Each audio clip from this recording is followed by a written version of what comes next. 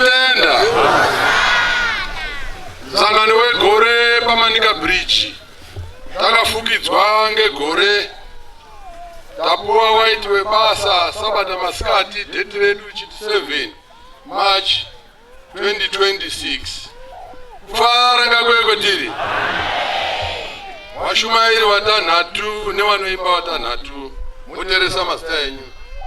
Mushumairi wekutanga Jona Nyabadza APE Rabhauma Manyika. Number 2 Saul Nduku MRP Rabhauma Harare. Number 3 Silvanos Mafukidze 39 Rabhauma Gutu. Number 4 David Chibadzo AP Bocha.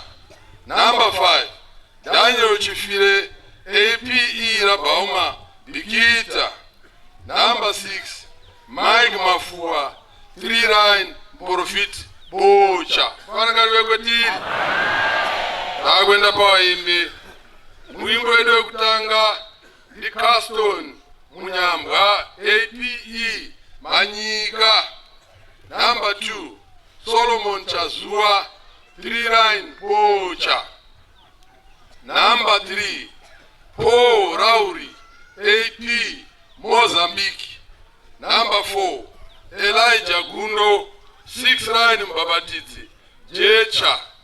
Number 5 Ezekiel Jiangwa 39 Profit Chipinge. Tozopesirwa na Philemon tichaenzana 29 Profit. Kufara ngakwekwe takwenda pamazuva akatuma shumairai wana